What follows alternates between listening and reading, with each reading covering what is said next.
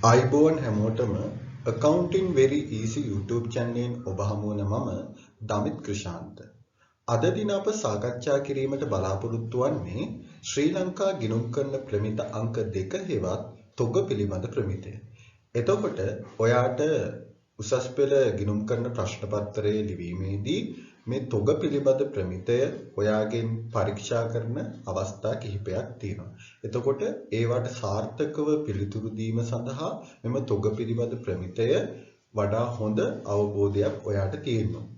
මෙම වීඩියෝව නැරඹීම තුළින් ඔයාට තොග පිළිබඳ මූලික අවබෝධයක් සහ මූලික දැනුමක් ලබා දීම මාගේ අරමුණයි. අප ප්‍රථමයෙන් සාකච්ඡා කරමු තොගයක් යනු කුමක්ද යන්න. තොගයක් යන්නෙන් අදහස් වන්නේ සාමාන්‍ය ව්‍යාපාරික කටයුතු වලදී විකිණීම සඳහා තබාගෙන ඇති. එනම් නිමි තොග ව්‍යාපාරයේ නිෂ්පාදන ක්‍රියාවලිය අවසන් වූ තොග නිමි තොග සහ එවැනි විකිණීමක් සඳහා නිෂ්පාදනය වෙමින් පවතින එනම් නොනිමි තොග නිෂ්පාදන ක්‍රියාවලිය තුළ නිෂ්පාදනය වෙමින් පවතින තොග සහ එම නිෂ්පාදන ක්‍රියාවලිය තුළ භාණ්ඩ හෝ සේවා සැපයීමේදී පරිභෝජනය සඳහා භාවිතයට තබා ගන්නා ද්‍රව්‍ය එනම් අමුද්‍රව්‍ය තොග තොගයක් ලෙස හඳුන්වනවා. එතකොට තොගයක් යන්න අදහස් වන්නේ නිමි තොග විතරක් නෙමෙයි. අමුද්‍රව්‍ය නොනිමි ද්‍රව්‍ය සහ නිමි ද්‍රව්‍ය. එහෙනම් අපිට තොගයක් පිළියන්න ප්‍රධාන අයිතම තුනක් සලකා බලන්න පුළුවන්. අමුද්‍රව්‍ය තොග, නොනිමි ද්‍රව්‍ය තොග සහ නිමි ද්‍රව්‍ය තොග වශයෙන්.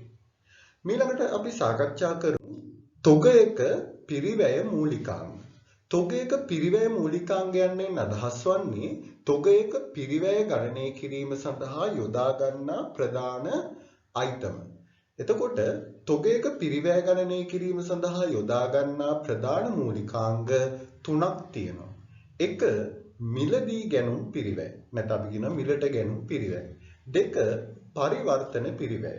තුන අනෙකුත් පිරිවැය නැත්නම් තොග වර්තමාන ස්ථානයට හා තත්වයට ගෙනීම සඳහා දරන ලද අනෙකුත් පිරිවැය වශයෙන්. ප්‍රථමයෙන් අප සාකච්ඡා කරමු පිරිවැය මූලිකාංගයටදී මිලදී ගැනුම් පිරිවැය. ඊට කලින් ඔයා දන්නවා එහෙනම් තොගයක පිරිවැය කියන එක එන්නේ මිලදී ගැනුම් පිරිවැය, පරිවර්තන පිරිවැය සහ අනිකුත් පිරිවැය යන තුනේ එකතුවෙන් තමයි තොගයේ පිරිවැය ඔයාට එන්නේ. දැන් අපි සාකච්ඡා කරන්න යම් තොගයක මිලදී ගැනුම් පිරිවැය කියන්නේ මොකක්ද කියලා. තොගයක මිලදී ගැනුම් පිරිවැය කියලා කියන්නේ තොගේ එම තොගවල ගැනුම් මිල සහ ඒ තොග මිලදී ගැනීම සඳහා දරන ලද සියලුම වියදම් වල එකතුව අපි මිලදී ගැනුම් පිරිවැය ලෙස හඳුන්වනවා. ඒකට තොගයේ ගැනුම් මිල අපි ආනයනය කරද්දී ගෙවපු තීරුබත් දක්වේ නම් සහ වෙනත් ආපසු අය කරගත නොහැකි බදු ප්‍රවාහන වියදම් ගෙනීමේ කුලී තොග එහා මෙහා කිරීමේ වියදම් සහ තොගයක් මිලදී ගැනීම සඳහා දරන සියලුම ඍජු වියදම් එම තොගයට ඇතුළත් වෙන්න ඕනේ. එතකොට අපි එම වියදම් වර්ග ටික හඳුන්වනවා මිලදී ගැනුම් පිරිවැය වශයෙන්. එතනදී මතක තියාගන්න ඕන තව වැදගත් කාරණේ තමයි තොගයේ ගැනුම් මිලේ ගණනය කිරීමේදී අපි වෙළඳ වට්ටමක් සහ සහනාධාර දීලා තිබ්බොත් අපි ඒවා අර ගැනුම් මිලෙන් අඩු කරලා තමයි ගැනුම් මිල සටහන් කළ යුත්තේ. දෙවනුව පරිවර්තන පිරිවැය. එනම් අපි මිලදී ගත්ත තොගයක් නැත්නම් මිලදී ගත්ත අමුද්‍රව්‍ය නිමි භාණ්ඩ බවට පත් කිරීම සඳහා දරනු ලබන වියදම් පරිවර්තන වියදම් ලෙස අදහස් කරනවා. එතකොට මේ ස්ලයිඩ් එකේ තියෙනවා තොගයේ පරිවර්තන පිරිවැය යන්නෙන් අදහස් කරන්නේ අමුද්‍රව්‍ය නිමි භාණ්ඩ බවට පත් කිරීම සඳහා දරන ලද වියදම් වේ. මීට නිමි භාණ්ඩ බවට පත් කිරීමට අදාළ වන ඍජු වියදම් සහ වක්‍ර වියදම් දෙකම අයිති වෙනවා මෙම පරිවර්තන පිරිවැයට. එතකොට ඍජු වියදම් වශයෙන් අපි දන්නවා ඍජු ශ්‍රමය සහ ඍජු වෙනත් වියදම් තියෙනවා. අපි වක්‍ර වියදම් වශයෙන් කතා කරන්නේ නිෂ්පාදන පොදු කාර්ය වියදම් ලෙස. තෙවනුව අනිකුත් පිරිවැය නැත්නම් තොගය වර්තමාන තත්ත්වයට සහ ස්ථානයට ගෙනීම සඳහා දරන අනිකුත් පිරිවැය. අනිකුත් පිරිවැය යන්නේ අදහස් වන්නේ ඉහත දැක් වූ මිලදී ගැනුම් පිරිවැය සහ පරිවර්තන පිරිවැය හැර තොගයක් වර්තමාන තත්ත්වයට ගෙනීම සඳහා දරන අනිකුත් පිරිවැය තමයි අපි තොග අනිකුත් පිරිවැය ලෙස හඳුන්වන්නේ. ඊට අනිකුත් ඇසුරු වියදම් සහ මෝස්තර නිර්මාණ වියදම් අයත් වෙනවා. අපි සාකච්ඡා කරමු පිරිවැය සූත්‍ර. පිරිවැය සූත්‍රය යනුවෙන් අදහස් වන්නේ ව්‍යාපාරයක තොග හඳුනා ගැනීමේදී ව්‍යාපාරයේ යම් නිශ්චිත කාලච්ඡේදයක් අවසානයේ ඉතිරි තොගය නියෝජනය වන්නේ කිනම් තොගයෙන්ද යන්න පාදක කරගන්නා ක්‍රම තමයි අපි හඳුන්වන්නේ පිරිවැය සූත්‍ර ලෙස. එතකොට ශ්‍රී ලංකා ගිණුම් කරන ප්‍රමිත අංක 2ට අනුව ප්‍රධාන පිරිවැය සූත්‍ර දෙකක් තියෙනවා. පළවෙනි එක තමයි විශේෂිත හඳුනා ගැනීමේ ක්‍රමය, දෙවෙනි එක තමයි අනෙකුත් වෙළඳ තොග ක්‍රමය. ප්‍රථමයෙන් අප අවධානය යොමු කරමු විශේෂිත හඳුනා ගැනීමේ ක්‍රමය යනුවෙන් අදහස් වන්නේ කුමක්ද කියලා. විශේෂිත හඳුනා ගැනීමේ ක්‍රමයෙන් අදහස් වන්නේ සාමාන්‍ය ව්‍යාපාරික කටයුතු සඳහා භාවිතා නොකරන විශේෂිත කාර්යයක් නැත්නම් විශේෂිත ව්‍යාපෘති සඳහා භාවිතා කරන තොගවල පිරිවැය ගණනය කිරීම සඳහා පදනම් කරගනු ලබන තොග ක්‍රමය තමයි අපි විශේෂිත හඳුනා ගැනීමේ ක්‍රමය ලෙස හඳුන්වන්නේ. එහිදී උදාහරණ ලෙස කෞතුක භාණ්ඩ විකුණන ව්‍යාපාර සහ චිත්‍ර විනෝදන කරන ව්‍යාපාර යනාදී තොග ගණනය කිරීම සඳහා අපි මෙන්න මේ විශේෂිත හඳුනා ගැනීමේ ක්‍රමය භාවිතා කරනවා. උසස් පෙළ විෂය නිර්දේශයට අනුව විශේෂිත හඳුනා ගැනීමේ ක්‍රමය ගණනය කරන ආකාරය ඔයාට අදාළ වෙන්නේ නැහැ. දෙවනුව අප සාකච්ඡා කරමු අනෙකුත් වෙළඳ තොග ක්‍රමය. අනෙකුත් වෙළඳ තොග ක්‍රමයෙන් අදහස් වන්නේ යම් නිශ්චිත කාර්යයක් නැත්නම් ව්‍යාපෘතියක් වෙනුවෙන් නිශ්චිතව හඳුනාගත නොහැකි තොගයන්හි වටිනාකම ගණනය කිරීමේදී අදාළ ගබඩාවේ පවතින තොගය සමන්විත වන්නේ කුමන දිනවලදී සිදු කළ ගැනුම් වලින්ද යන්න නිගමනය කිරීම සඳහා අදාළ වන ක්‍රමය තමයි අනෙකුත් වෙළඳ තොග ක්‍රමය යන්නේ අදහස් වන්නේ. එතකොට ශ්‍රී ලංකා ගිණුම් කරන ප්‍රමිත අංක 2ට අනුව අනෙකුත් වෙළඳ තොග ක්‍රමයේ යටතේ පදනම් කරගන්න පුළුවන් අනුක්‍රම දෙකක් දක්වලා තියෙනවා. පළවෙනි ක්‍රමය තමයි ප්‍රථම ලැබීම් ප්‍රථම නිකුත් කිරීම ක්‍රමය. ප්‍රථම ලැබීම් ප්‍රථම නිකුත් කිරීම ක්‍රමය කියන්නේ ගබඩාවට ප්‍රථමයෙන් ලැබුණු තොග ප්‍රථමයෙන් නිකුත් කරනවා කියලා උපකල්පනය කරමින් තොග ගණනය කිරීමේ ක්‍රමය තමයි අපි ප්‍රථම ලැබීම් ප්‍රථම නිකුත් කිරීම ක්‍රමයෙන් අදහස් වන්නේ. එතකොට අපි ගබඩාවට ඉස්සෙල්ලාම මිලදී ගන්නා තොග මුලින් නිකුත් කරනවා. ඊට පස්සේ අපිට ව්‍යාපාරයේ අවසාන දිනට ඉතිරිවන්නේ අපි අන්තිමට මිලදී ගත්ත භාණ්ඩ. ඒ අනුව මේක දක්වලා තියෙනවා මේ නිසා අවසන් තොගයේ සමන්විත වන්නේ අවසානයේට මිලදීගත් තොග වලින් කියලා. දෙවැනි ක්‍රමය තමයි බරිත සාමාන්‍ය පිරිවැය ක්‍රමය නැත්නම් WAC ක්‍රමය. WAC ක්‍රමයේදී යම් නිශ්චිත දිනකට ගබඩාවේ පවතින තොගයෙහි බර තබන සාමාන්‍ය වටිනාකම පදනම් වෙමින් තමයි තොග නිකුත් කිරීම සිදු කරන්නේ. එනම් අපි තොග නිකුත් කරන අවස්ථාවේ එදින් ඒ නිකුත් කරන අවස්ථාවේදී පවතින මුළු තොගේ වටිනාකම අදාළ ඒකක ගණනෙන් බෙදලා එක ඒකකයක සාමාන්‍ය වටිනාකම හොයලා ඒ මිලට තමයි ගබඩාවෙන් තොග නිකුත් කරනු ලබන්නේ. හරි. අපි මෙන්න මේ ක්‍රම දෙක නැත්නම් ප්‍රථම ලැබීම් ප්‍රථම නිකුත් කිරීම ක්‍රමය සහ බරිත සාමාන්‍ය පිරිවැය ක්‍රමය අවබෝධ කර ගැනීම සඳහා පහත නිදසුන අපි සලකා බලමු.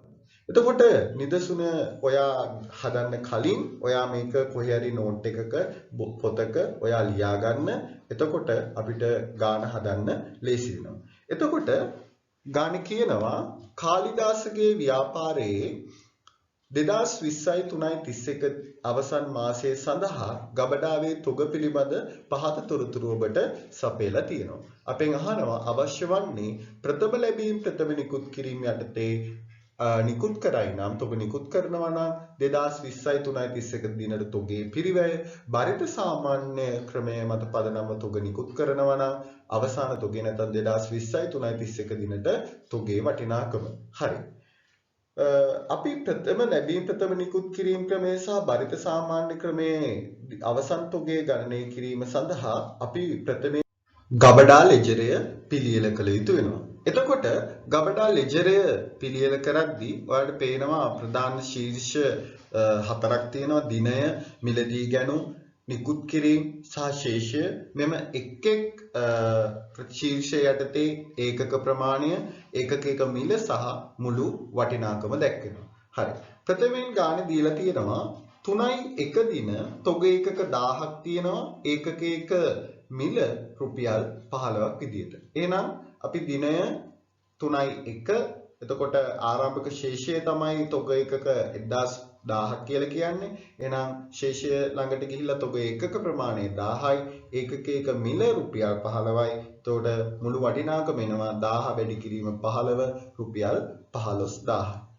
ඊළඟට 3.2 දින ගණදෙනුව දීලා තියෙනවා. ඒකක 3500ක් මිලදී ගත්තා.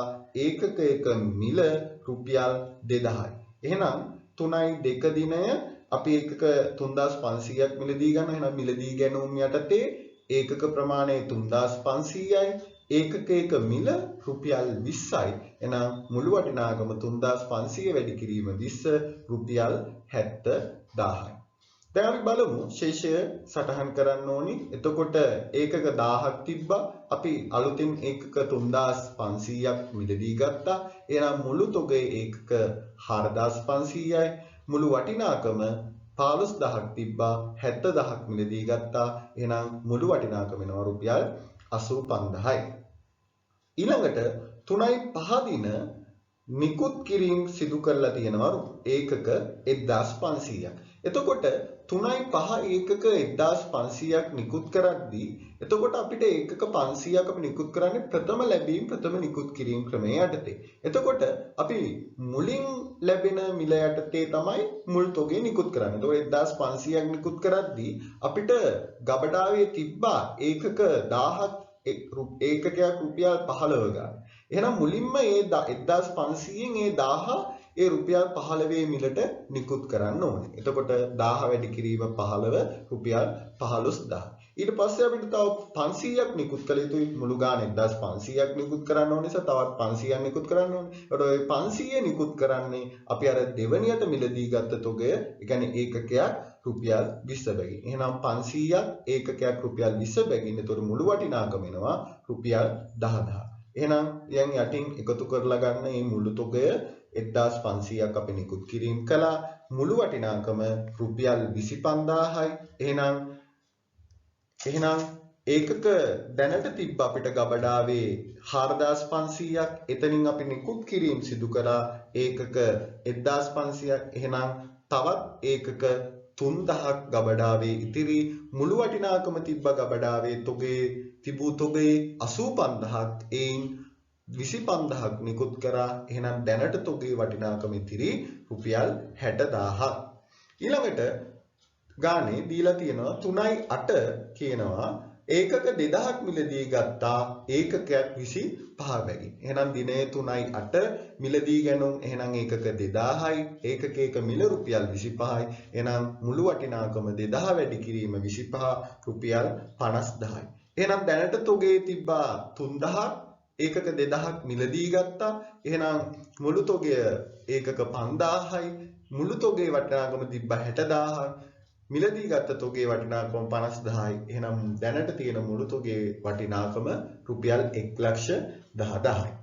ඊළඟට 3.15 දින අප නැවත නිකුත් කිරීමක් සිදු කරනවා ඒකක 2000.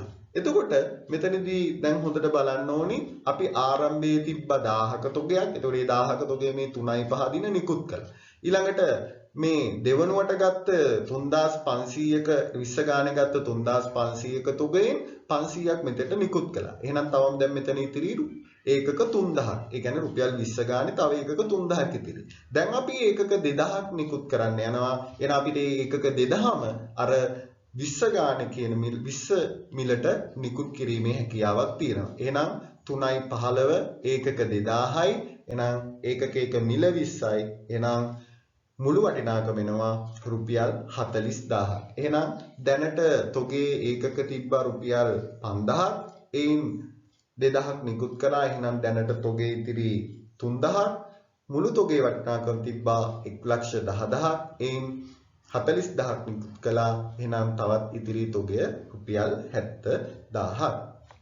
ඊළඟට ගැටලුවේ දීලා තියෙනවා 3.17 3.8 දින මිලදීගත් තොග ඒකක 500ක් ආපසු යවලා තියෙනවා. එතකොට 3.8 ඔයාට ගානේ තියලා තියෙනවා. අපි ඒකක 2000ක් ඒකකයක් 25 ගානේ මිලදී අරගෙන තියෙනවා. එතකොට ඒ ඒකකයක් 25 ගානේ මිලදී ගත්ත තොගය අපි නැවත සැපයුම් කරුවන්ට ආපසු යවනවා. එතකොට ආපසු යවද්දී ඉතින් යවන්න ඕනේ ඒකක 500 ඒ ගත්ත මිලටම තමයි ගැන රුපියල් 25 ගානෙම ගත්ත එකක්නේ ආපහු නිකුත් කරන්නේ. එතකොට ඒ ගත්ත මිලටමයි ආපහු නිකුත් කිරීම ඒ සැපයුම් කරුවා වෙත ආපසු යැවීම සිදු කරන්නේ. එතකොට ඒකක 500යි ඒකක එක මිලේ 25යි. එහෙනම් මුළු වටිනාකම ඇවෙනවා රුපියල් 12500ක්. එතකොට දැනට ගබඩාවේ තිබ්බ ඒකක 3500ක්. ඒ නිකුත් කළා 500ක ආපසු යවුවා සැපයුම් කරුවන්ට 500ක්. එහෙනම් දැනට ඉතිරි 2500ක්. මුළු වටිනාකම තිබ්බා රුපියල් 70000ක්. එයින් රුපියල් 12500ක තොගයක් නිකුත් කළා. එතකොට දැන් තොගේ වටිනාකම එනවා රුපියල් 57500ක්. ඊළඟට ගැටලුවේ දීලා තියෙනවා 3.21 දින නිකුත් කිරීමක් කරනවා ඒකක 1800ක්. එතකොට දැන් මෙතනදී 3.21 දින නිකුත් කරනවා ඒකක 1800ක්. එතකොට 1800 නිකුත් කරද්දී හොඳට බලන්න ඕනි මේ 1000 අපි 3.5 දින නිකුත් කළා. මෙතන මිල 20 ගාන ගත්ත 3500න් අපි මෙතන 500ක් නිකුත් කළා සහ එතනින් තව මෙතන 3.15 දින 2000ක් නිකුත් කළා. එහෙනම් තව 20 ගානේ එකක තවමත් 1000ක් ගබඩාවේ ඉතිරිව පවතිනවා. අර 3.2 මිලදී ගත්ත තොගයේ 20 ගානේ තවත් 1000ක් ඉතිරිව පවතිනවා. එහෙනම් ඒ 1000 එනම් නිකුත් කරලා ඉන්න ඕනේ. ඒ මිලට 20 ගානේ එහෙනම් රුපියල් 20000යි. එහෙනම් ඊළඟට නිකුත් කරන්නේ 25 ගානේ. එතකොට තව 1800ක් නිකුත් කරන නිසා තව 800ක් නිකුත් කරන්න ඕනේ. එහෙනම් 25 ගාන. එහෙනම් මුළු වටිනාකම වෙනවා රුපියල් 20000ක්. එහෙනම් දැන් යටින් එකතුව දාගන්න මුළු නිකුත් කරන තොගේ 1800යි නිකුත් කරන මුළු තොගේ වටිනාකම 40000යි. එහෙනම් දැනට ඒකක තිබ්බා ගබඩාවේ 2500ක් අපි 1800ක් දැන් නිකුත් කරනවා. එහෙනම් දැන් ගබඩාවේ ඉතිරි තොගේ 700යි ඒකක ප්‍රමාණය. මුළු වටිනාකම තිබ්බ 57500ක් දැන් නිකුත් කරනවා ඒකක 40000ක වටිනාකමක් සහිත තොගයක්. එහෙනම් දැන් තොගේ වටිනාකම ඉතිරි රුපියල් 57500යි.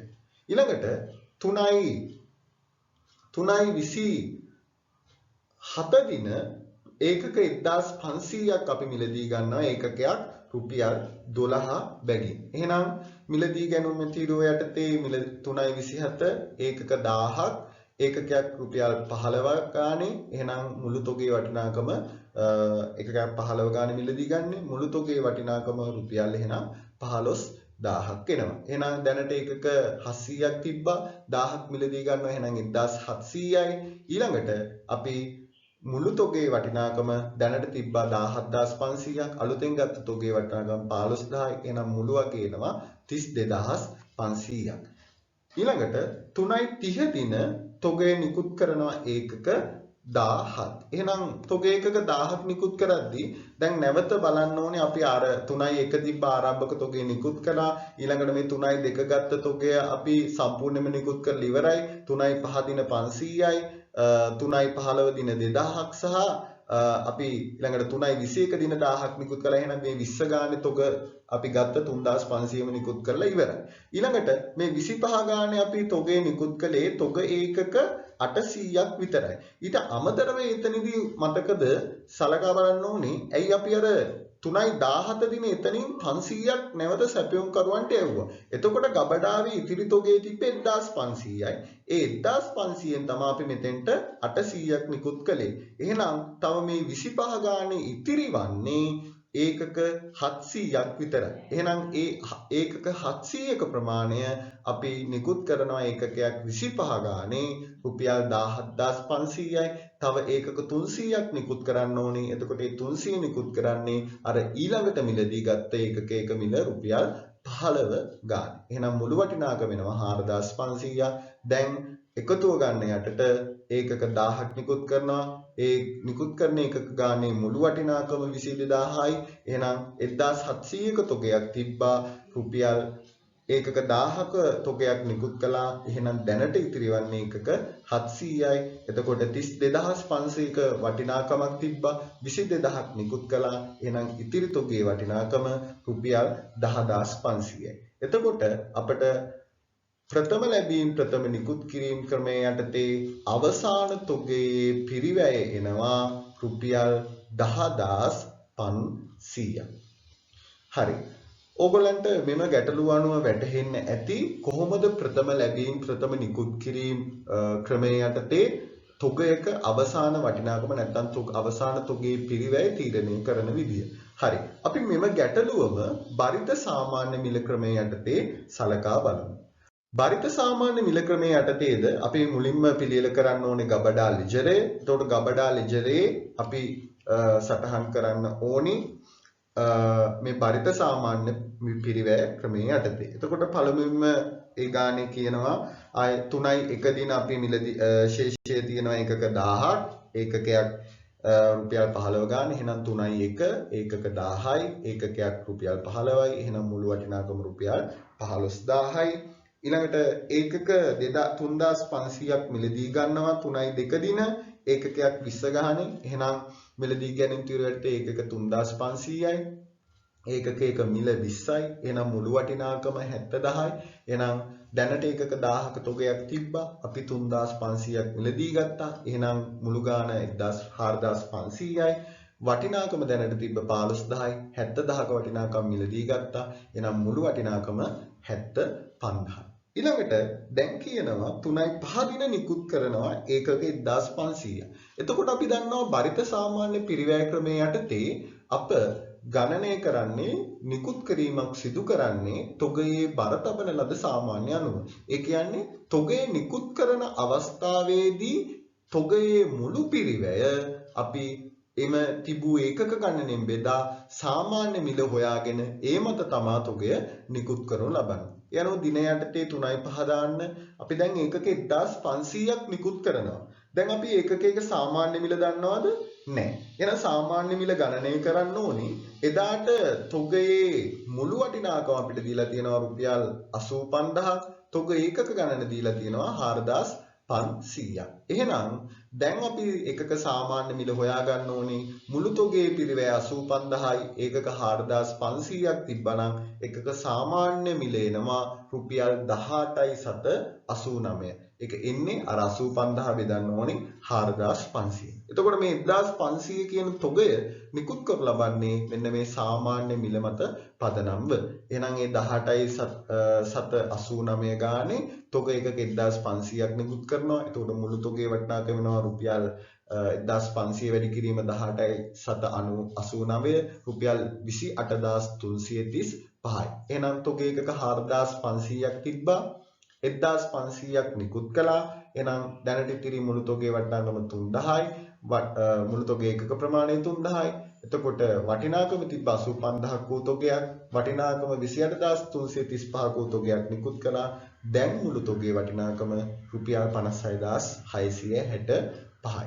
ඊළඟට 3යි 8 දින ඒකක 2000ක් අපි මිලදී ගන්න එකකයක් 25 ගානේ. එතකොට ඒකත් අර ප්‍රථම ලැබීම් ප්‍රථම නිකුත් කිරීම ක්‍රමයේදී වගේම තමයි මිලදී ගැනීම 2000යි ඒකකයක් 25 ගානේ මුළු ඒකක ප්‍රමාණය 5000යි. එතකොට දැනට ඒකක මුළු වටිනාකම 50000යි. එතකොට දැනට ඒකක තිබ්බ 3000ක්. එතකොට 2000ක අලුතෙන් මිලදී ගන්නවා මුළු තොගේ 5000යි. මුළු පිරිවැය නැත්නම් මුළු තොගේ වටිනාකම තිබ්බ 56665ක් අලුතින් 50000ක තොගයක් මිලදී ගත්තා. දැන් ගබඩාවේ තිබෙන මුළු තොගේ වටිනාකම 1,06,665යි. ඊළඟට 3යි 15 දින ඒකක 2000ක් නිකුත් කළා කියලා ගානේ දීලා තියෙනවා. එහෙනම් 3.15 ඒකක 2000ක් නිකුත් කරනවා. දැන් අපි ඒකක 2000 නිකුත් කරන සාමාන්‍ය මිල හොයා ගන්න ඕනේ. එතකොට අපි ඉස්සෙල්ලා හැදුවා වගේම දැන් නිකුත් කරන අවස්ථාවේදී මෙන්න මේ මුළු තොගයේ පිරිවැය බෙදන්න ඕනේ මේ ඒකක සමස්ත ඒකක ප්‍රමාණය. ඒ කියන්නේ මේ රුපියල් 1,06,665 අපි 5000න් බෙදලා එකක සාමාන්‍ය මිල ගන්නවා රුපියල් 21.33ක් හැටියට. එතකොට මේ 2000 නිකුත් කරන්නේ අර සාමාන්‍ය පිරිවැය මත. එහෙනම් මේක තමයි බරිත සාමාන්‍ය පිරිවැය ක්‍රමය කියලා කියන්නේ. එහෙනම් මුළු තොගේ පිරිවැය එනවා දැන් 2000 වැඩි කිරීම 21.33 රුපියල් 42660යි. දැනට ඒකක 5000ක් තිබ්බා 2000ක් නිකුත් කළා. එහෙනම් 3000ක තොගයක් ඉතිරි. මුළු තොගේ තිබ්බ 1,06,665ක් 42660ක තොගයක් නිකුත් කළා. එහෙනම් දැන් තොගේ වටිනාකම 64005යි.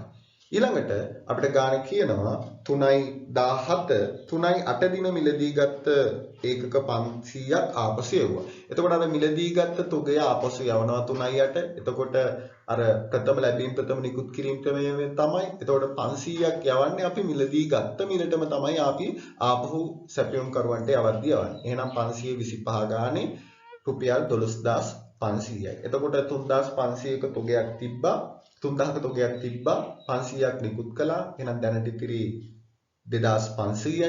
මුළු තොගේ වටිනාකම තිබ්බ 64005ක් අපි ආපහු යවුවා 12500ක්. එහෙනම් දැනට ඉතිරි තොගේ වටිනාකම රුපියල් 51505යි. ඊළඟට 3.21 දින නිකුත් කිරීමක් කරනවා ඒකක 1800ක්. එහෙනම් ඒකක 1800 අපි නිකුත් කරන්න ඕනි මිල අපි හොයා ගන්න ඕනි. එහෙනම් මේ මිල හොයාගන්නේ මේ නිකුත් කරන දිනට මුළු තොගේ වටිනාකම බෙදන්න ඕනි ඒ තොගයේ ඒකක ගණන. ඒ කියන්නේ මෙන්න මේ රුපියල් 51505 2500න් බෙදලා ඒකක එක සාමාන්‍ය මිල හොයා ගන්න ඕනේ. අපිට ඒකක සාමාන්‍ය මිල එනවා ඒකක එක රුපියල් 20.760ක් ලෙස. එහෙනම් මේ 1800 නිකුත් කරනු ලබන්නේ රුපියල් 20.760 ගානේ. එහෙනම් මුළු තොගේ වටිනාකම වෙනවා 1800 වැඩි කිරීම 20.760 37080ක්. එහෙනම් 2500ක තොගයක් තිබ්බා 1800ක් නිකුත් කළා කියන්නේ 700ක එකක ප්‍රමාණයක් ඉතිරි. මුළු වටිනාකම තිබ්බා 51505ක් 37080ක තොගයක් වික්ක වටිනාකම එහෙනම් නිකුත් කළා. එහෙනම් දැනට ඉතිරි රුපියල් 14425. ඊළඟට 3.27 දින ඒකක 1000ක් ගන්නවා ඒකකයක් රුපියල් 15 ගානේ. එහෙනම් මුළු වටිනාකම 15000යි. දැනට තිබ්බා ඒකක ඒකක 700ක්. එහෙනම් 1000ක් ගත්ත කියන්නේ ඒකක 1700යි. මුළු වටිනාකම එනවා 14425ට. ගත්ත තොගේ වටිනාකම කියන රුපියල් 15000 එකතු වෙනවා. එතකොට මුළු තොගේ වටිනාකම එනවා රුපියල් 29425. ඊළඟට 3.30 දින ඒකක 1000ක් නිකුත් කරනවා. ඔතේ මේ නිකුත් කරද්දී අපි දන්නවා හැමතිස්සෙම මිල ගණනය කරන්නේ නිකුත් කරන අවස්ථාවේ මේ මුළු පිරිවැයේ වටිනාකම මෙන්න මේ ඒක එදිනට තියෙන ඒකක ප්‍රමාණයෙන් බෙදනවා. ඒ කියන්නේ රුපියල් 29425 බෙදන්න ඕනේ 1700න්. එතකොට එකක මිල එනවා සාමාන්‍ය මිල 17.730. එහෙනම් මුළු වටිනාකම 17300යි. එහෙනම් දැනට ඒකක 1700ක තොගයක් තිබ්බා 1000ක් නිකුත් කළා. එහෙනම් ඉතිරි රුපියල් 700ක තොගයක් 29425ක තොගයක් තිබ්බා 17300ක් නිකුත් කළා. එහෙනම් ඉතිරි රුපියල් 12125. එහෙනම් අපිට බරිත සාමාන්‍ය මිල ක්‍රමයේ යටතේ අවසාන තොගේ පිරිවැය එනවා රුපියල් 12125ක් ලෙස. හරි. එතකොට අපි මේ කතා කරේ පිරිවැය සූත්‍ර යටතේ අනෙකුත් වෙළඳ ක්‍රම යටතේ තියෙන ප්‍රථම ලැබීම් ප්‍රථම නිකුත් කිරීම ක්‍රමය සහ බරිත සාමාන්‍ය මිල ක්‍රමයේ යටතේ කොහොමද අවසාන තොගයේ පිරිවැය ගණනය කරන්න කියලා. ඊළඟට තොග ප්‍රමිතය අනුව ඊළඟට අවධානය යොමු කරන්නේ සුද්ධ උපලබ්ධි අගය. සුද්ධ උපලබ්ධි අගය යන්නේ අදහස් වන්නේ තොගයක් විකිණීමට අපේක්ෂා කරන මිලෙන් නැත්නම් ඇස්තමේන්තුගත විකුණුම් මිලෙන් එම තොගය තවදුරටත් සම්පූර්ණ කිරීම සඳහා දැරිය යුතු ඇස්තමේන්තුගත පිරිවැය සහ අනෙකුත් විකුණුම් පිරිවැය වියදම් අඩු කළ පසු ලැබෙන අගය තමයි තොගයේ සුද්ධ උපලබ්ධි අගය ලෙස හඳුන්වනු ලබන්නේ. එතකොට තොගේ ශුද්ධ උපලබ්ධයට ගණනය කරන්න පුළුවන්. තොගේ ශුද්ධ උපලබ්ධයේ සමානයි ඇස්තමේන්තුගත විකුණුම් මිලෙන් අඩු කරන්න ඕනේ. තොගය තව දුරටත් සම්පූර්ණ කිරීමට දරන වියදම් සහ අනෙකුත් විකුණුම් වියදම් ඇස්තමේන්තුගත විකුණුම් වියදම්. හරි. ඊළඟ තොගයේ ශුද්ධ උපලබ්ධයේ තීරණය කරන ක්‍රම දෙකක් තියෙනවා. තොගේ ශුද්ධ උපලබ්ධයේ තීරණය කරගන්නා පළවෙනි ක්‍රමය තමයි අයිතම ක්‍රමය. දෙවෙනි ක්‍රමය තමයි කාණ්ඩ ක්‍රමය.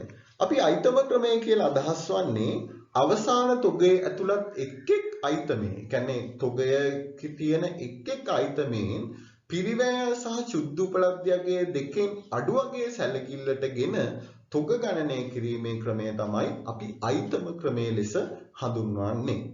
දෙවනුව කාණ්ඩ ක්‍රමයට වශයෙන් හඳුන්වන්නේ අවසාන තොගයේ එක් එක් කාණ්ඩයේ.